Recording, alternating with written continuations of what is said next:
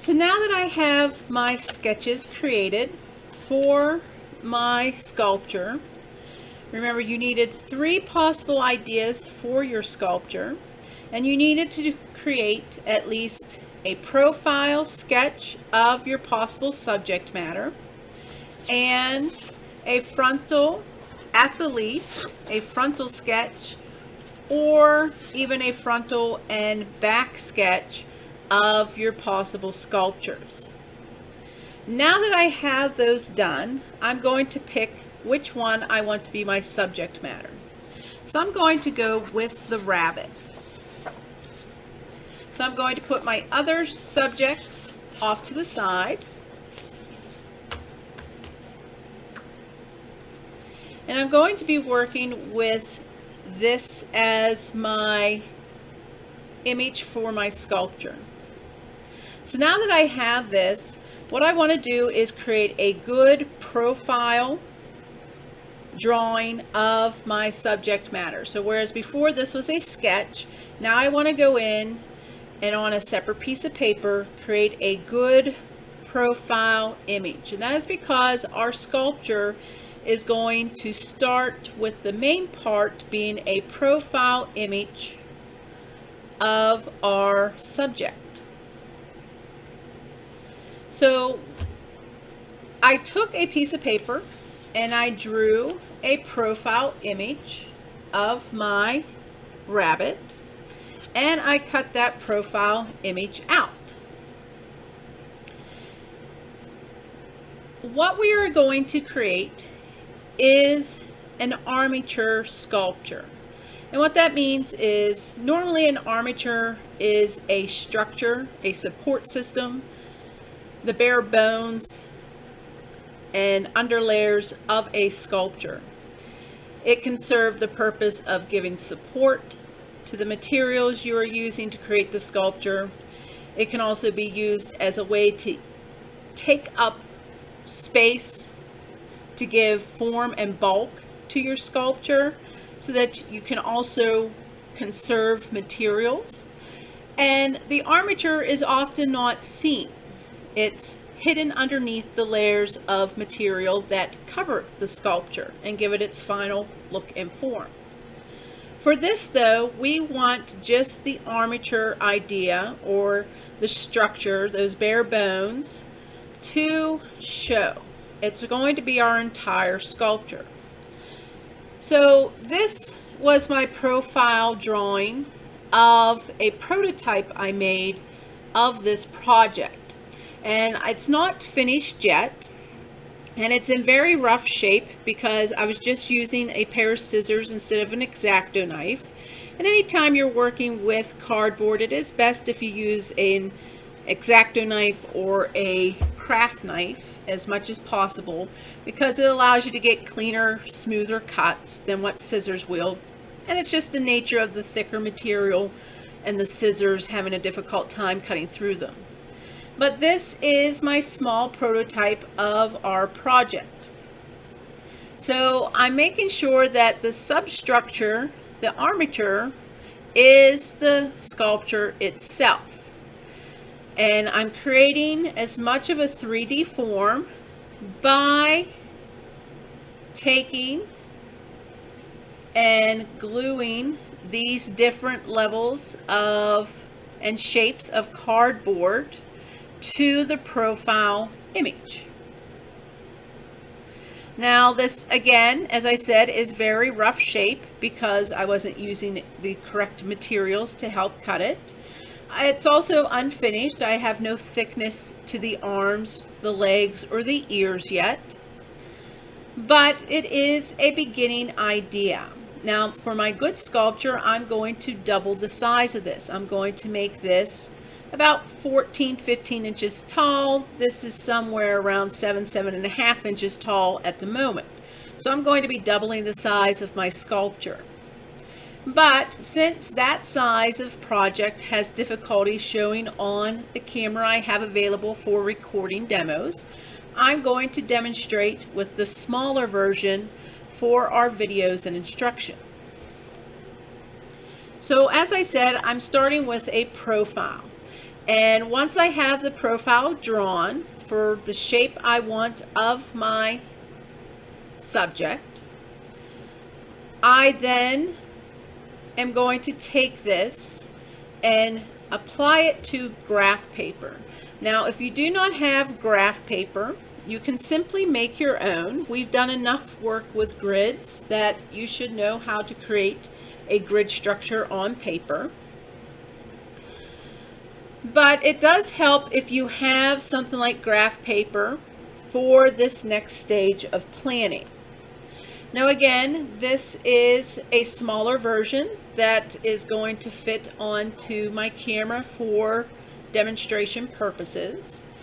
But I can easily use what I have here to create my larger version, and that's by scaling. So right now this is on a 1/4 inch scale. If I want to make him double the size, I will take some drawing paper, create a 1/2 inch scale, and transfer everything I do here to that larger scale and larger paper for my final project.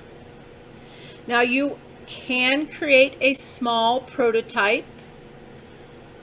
Just beware of time management. This does take some time to create a smaller version.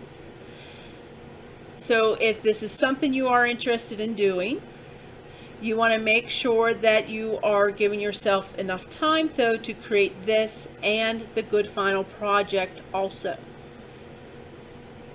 So let me talk to you about how the graph paper works in helping us create our different levels and layers of the armature, and to help us plan out the shapes we need to help create some form in our armature.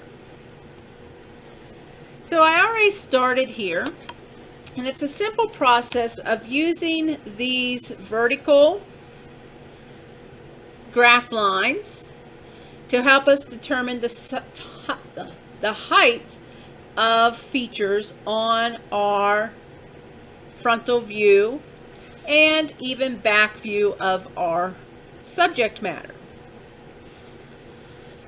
So I took my profile drawing, cut it out, and traced it onto this graph paper. So when I make my larger version, I'm going to have a larger profile image drawn, and I will do the same thing. I will cut it out and attach it, and trace it to a piece of paper, and I'll apply a 1/2 inch grid to it and either replan everything or just transfer everything I have here 1/4 inch to 1/2 inch on my new paper. But once I have this traced, I'm going to use these vertical lines to help me determine features. So what I did was I started here at the nose, and I've darkened up where the nose and the upper lip touch along that vertical line. And if I look further down here, and right now I'm not worried about arms and legs, I'll do those pieces separate. But I have a chest area here. And what I need to do is actually show where the torso is going to go in form here, because this will affect my overall shapes here. So I'm going to also darken up my vertical line where the torso touches along it. And then what I did at the top here was lightly draw horizontal lines to give me an idea of the height of the nose area and of the upper lip. Then I carefully sketched out what I would like the nose to look like and the upper lip to look like. So how wide are they now on my frontal view? So this information gives me their height, and I'm determining their width on this frontal view. I've already determined the widest possible form for my sculpture. So you do want to have your profile on here, skip some space, create a vertical line, and on this vertical line to the left and right, as symmetrical as possible, you want to sketch out the overall maximum size and shape of your sculpture, of your subject. So everything that is head related here is going to have to fit within this area that I've determined for head. So if I come down here to chest area, I'm going to do the same thing. So the height of that vertical line, I'm going to lightly sketch over to my midline, and the bottom of that vertical line. So between these two lines is going to be the first indication of the roundness of the chest of my rabbit.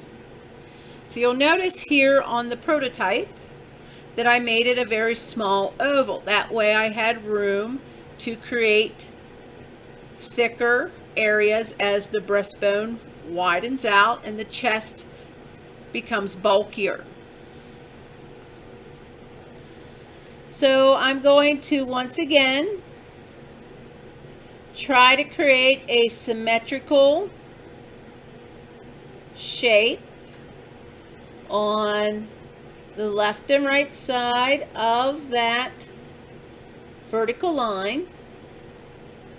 And that's the first part of his chest that comes forward towards us, and the first part that's going to have some width to it. So now I'm going to work my way back through each vertical line. So the next part of his head,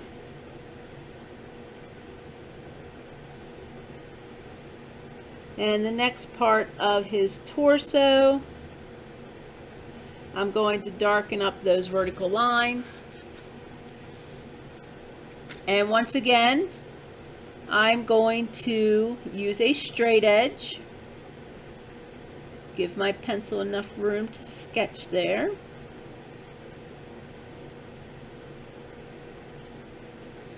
And I'm going to connect over. Now I want a little form here for his mouth. His upper lip is going to have a little bit more width to it than his chin.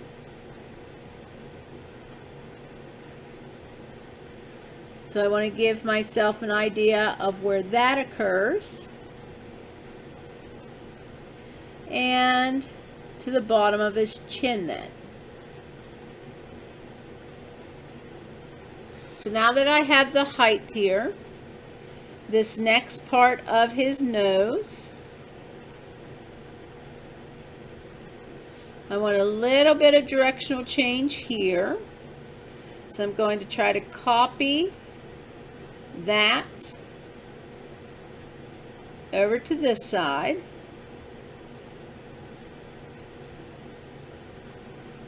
And then I want his jaw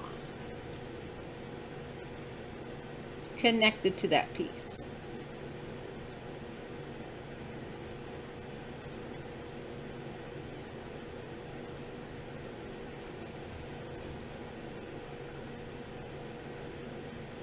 For his chest, I'm going to again give myself an idea of the height, and we're getting down into belly here.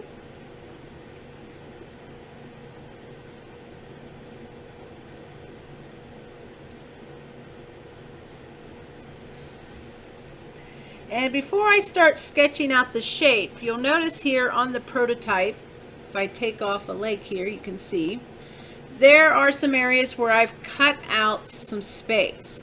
Since this arm is going to overlap part of his body and be in front of it, and this arm still needs some thickness added to it, I went ahead and tried to plan for the possible thickness that this arm space would use up. So that is why on my profile view I've sketched out the shoulder and hip areas of the body. So to help me with that possible movement and space I need to add, I'm going to give myself an idea where that occurs, where the arm no longer needs that space, and also the hip.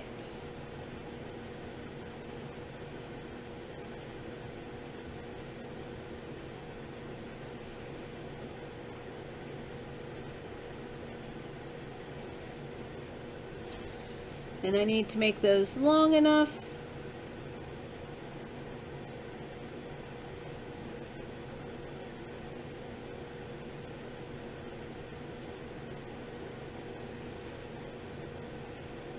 for both sides.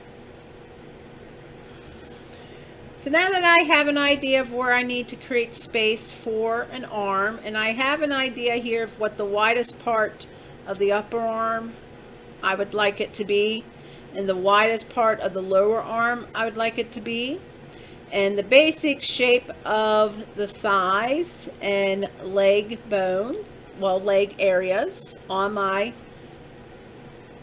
sculpture, I'm going to take that into account. So I do want this to widen out, and I don't need it too wide because I just need it to be another layer in behind this one. So I don't think the arm placement is necessarily on this one going to come into effect. Same thing with the legs. I think by the time I get this sketched out, I'll be just at the edge of them, but I don't think they're going to affect the shape of, or the placement, I should say, of my legs, and both the front and the back legs by the time I add some bulk to them. So for this one, I think I'm going to be able to get away with just a simple shape without having to worry about any of the leg areas yet. So again, I'm trying to make it as symmetrical as possible. I'm trying to make it as equal on both sides as possible. So notice when I do this, I am kind of sketching, and then I darken as I begin to like what I see. So that brings me to my next vertical line.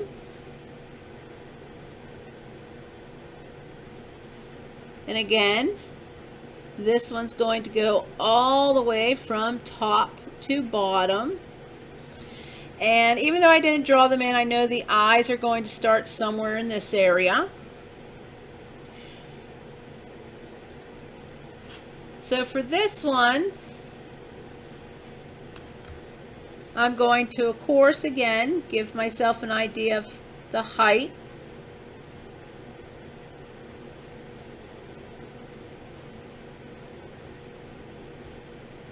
Now, the head is usually a bit different shape than the rest of the body. You know, it's a little bit wider, as I indicated, for the shape of my head here on my final version. This is what I want it to look from the front, looking at it. That's the widest possible shapes I want for the head, the body.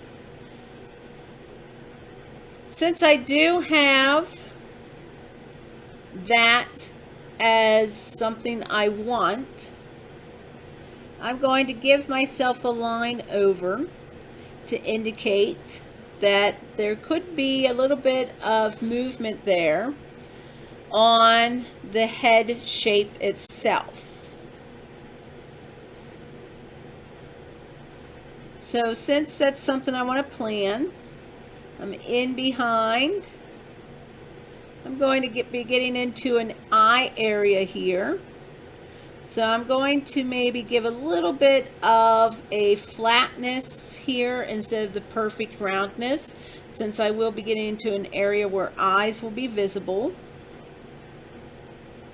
And now I'm in behind the chin.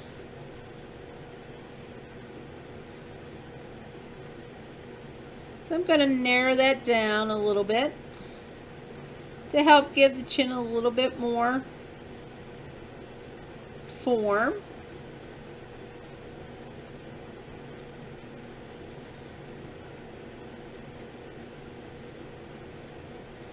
And again, as best as I can, I'm going to try to make this as symmetrical as possible.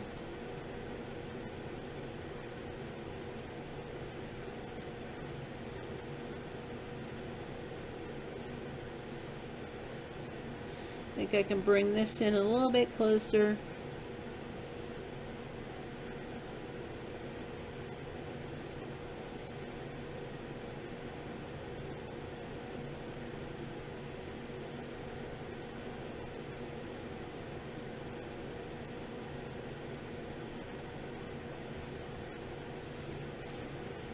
And that's going to be part of the head there. So then I come down into body and his arm and body intersect there. The intersection stops down here.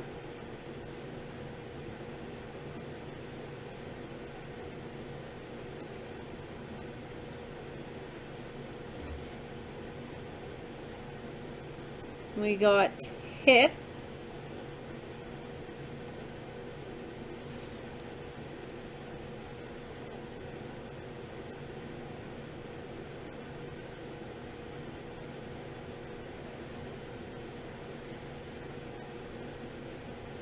and bottom of the torso.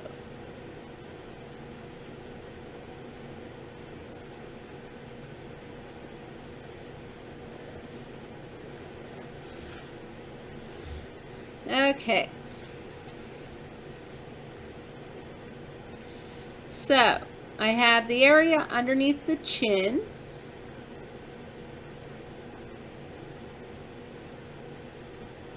I'm going to start sketching, and here is where the arm could possibly come into effect. So I'm going to go around this arm, the widest part I wanted for it, down to here.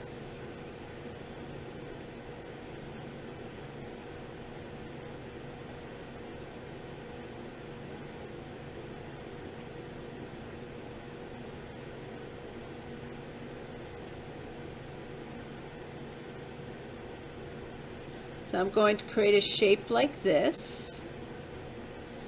So where I indicate where my lower arm would be, I am thinking I might have clearance because this is close to where this starts to bend forward. So the forearm's going to be more forward here. So I don't think this is going to need that gap there. So I'm going to go around my upper part of that front leg, and I again want to go back to rounding his body over, and this is where I'm then going to come in to thigh, and I'm going to go around the thigh bone, and this is where his torso will end here. So I want to give a little bit of roundness down here. And again, I'm going to try to mimic this.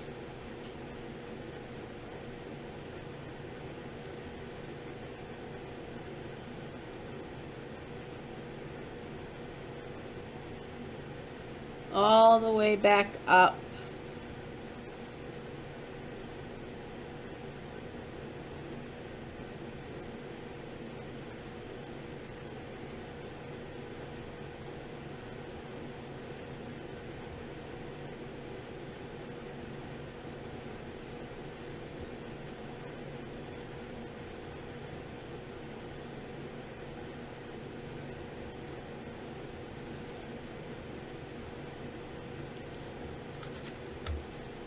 because again, I want to add thickness to him. I want to add some form to him. And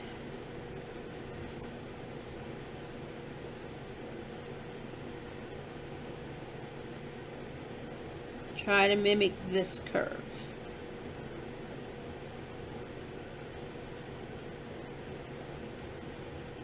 And then once I think I have a good shape, I'll come in, darken up that line.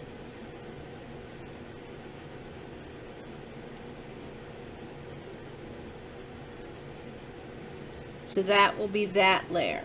And what I'll do is, to make it more visible, lighten up my forearm there.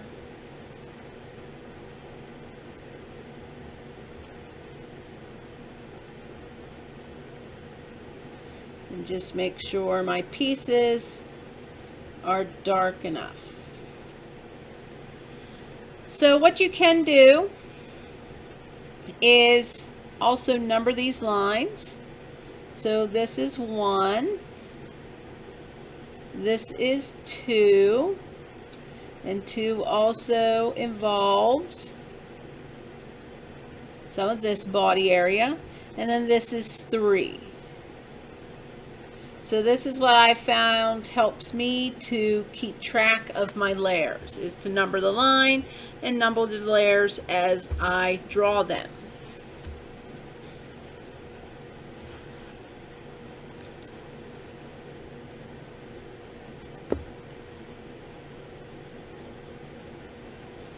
So I'm going to continue to do this. I'm going to continue to trace over my vertical line, make light horizontal lines across so I get an idea of the height on the body, and figure out the width I want for that section and that piece.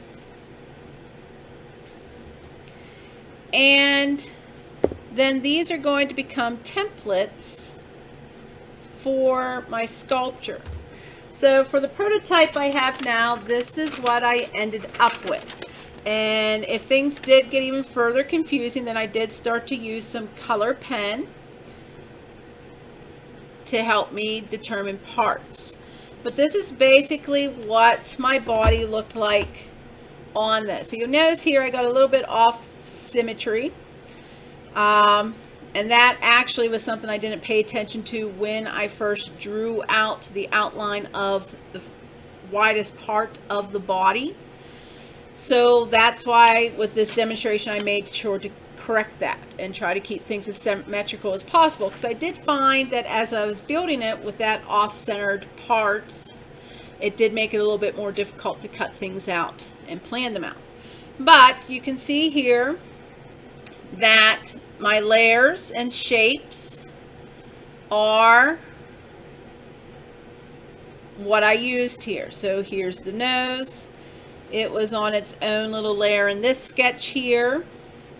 And then the second layer was the upper lip and starting into the lower jaw, and so forth. You can see where I made indentations on the layers to create an area for an eye look. So, you know, the eyes would be nestled somewhere in this part of the skull.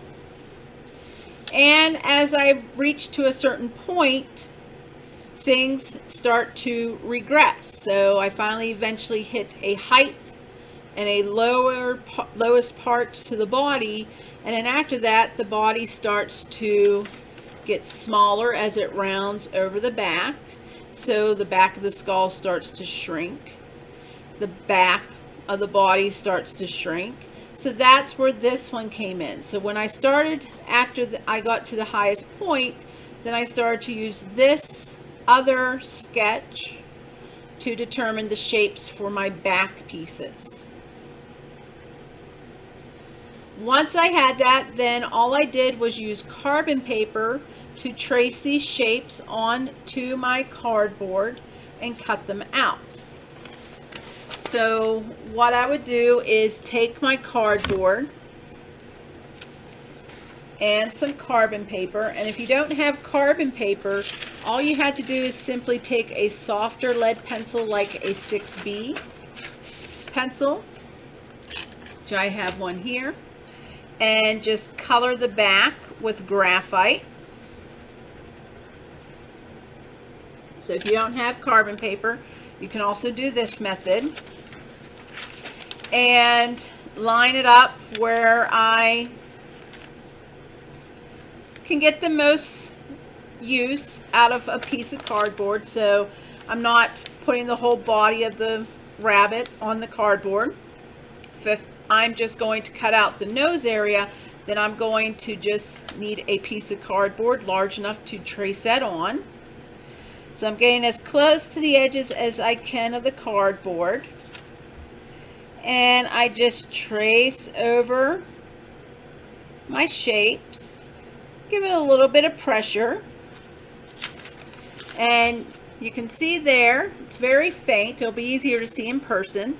But you can see that the graphite colored on the back left the shape there.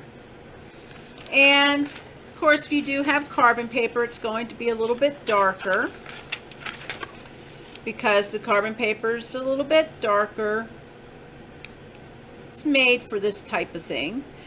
And again, going to put the carbon paper down and trace over my shapes.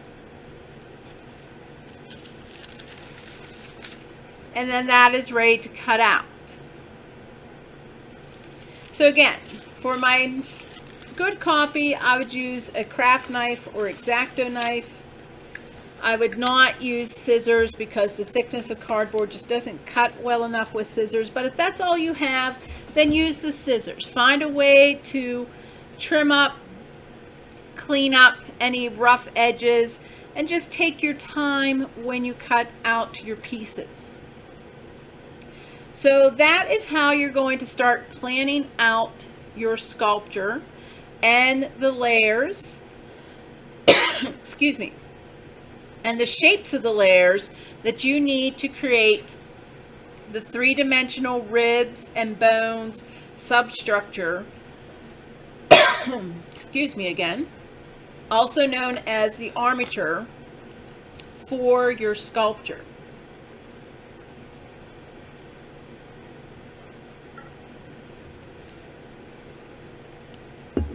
So that's it for today's demonstration. That is your first step to getting to a stage where you can start building. And that is to, 1, make a good profile view of your sculpture subject matter. 2, create graph paper with a grid on it that is large enough to accommodate the size of your sculpture. Make sure that that profile image can either be drawn to scale on your paper or make the profile large enough that it is the same size as your sculpture when done. So you can see that's the same size as my sculpture. Then trace your profile onto the grid paper. Create a center line some distance away. Create a sketch trying to keep it symmetrical on the left and right sides of that center line. But create an contour outline sketch of the widest and the look that you want for the outside form of your subject when it's facing us.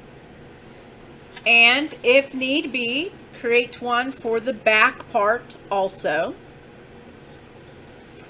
And then begin the process of determining the height of the sections and the layers that will be glued on to your profile view of your subject to help create some form for it.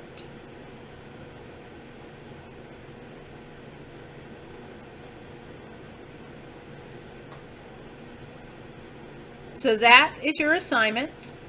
And then we'll talk about how we take this plan.